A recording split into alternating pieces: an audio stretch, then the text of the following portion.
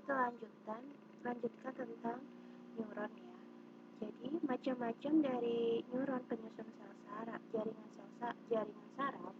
Neuron itu ada 3 macam. Yang pertama ada neuron sensoris, yang kedua ada neuron motoris, dan yang ketiga ada neuron interneuron atau neuron konektor.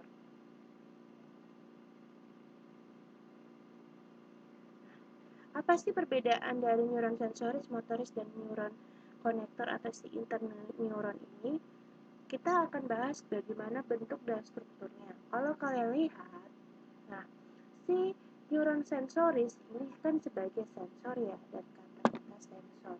Berarti kalau dia disebutnya sensor, dia berada di bagian depan. Otomatis, si neuron sensoris ini dia menempel pada bagian reseptor atau penerima rangsangan. Nah, yang kita sudah tahu bahwa reseptor yang ada di bagian tubuh hewan maupun manusia itu merupakan alat indera. Nah, sehingga pada neuron sensoris itu badan selnya memang bergerombol membentuk ganglia dan aksonnya sangat pendek, tapi dendritnya panjang. Kenapa dari si dendritnya ini panjang?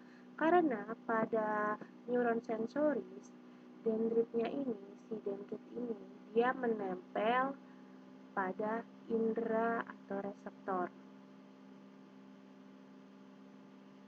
Oke.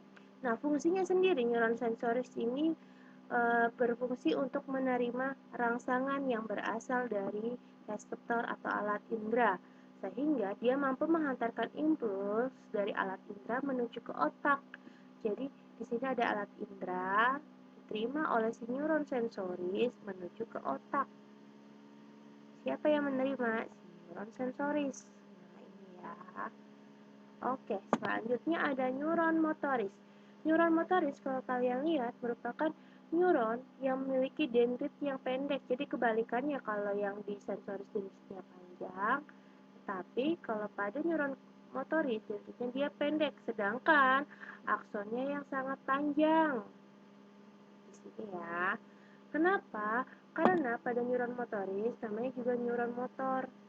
Motor itu kan dia penggerak.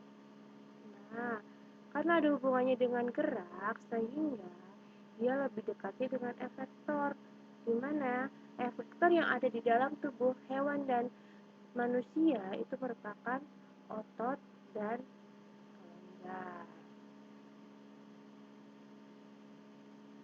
Nah, oleh karena itu, karena dia nempelnya di dalam efektor, menempel lebih dekat di efektor, sehingga dendritnya ini pendek. Kalau kalian lihat ini ya, ini dendritnya pendek. Nah, sedangkan dia memiliki akson yang sangat panjang. Aksonnya panjang. Kenapa kok bisa panjang? Karena dia menempel di efektor. Nah, begitu ya, dia nempelnya di efektor. Oleh karena itu, dia punya fungsi yang khas, yaitu di mana dia berfungsi untuk membawa impuls dari otak ke sumsum atau sumsum tulang belakang menuju ke otot atau kelenjar tubuh. Jadi, dari otak atau STB ya, sumsum tulang belakang.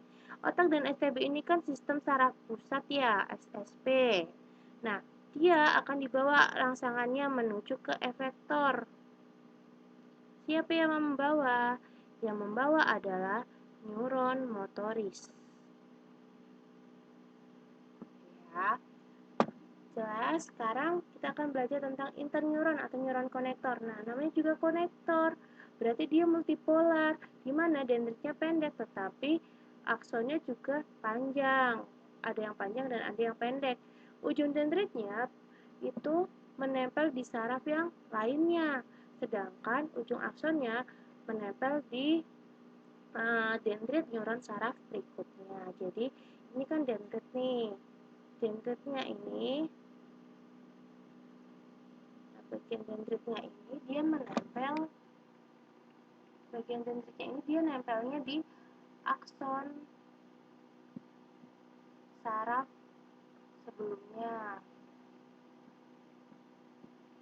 Nah, sedangkan untuk si aksonnya ini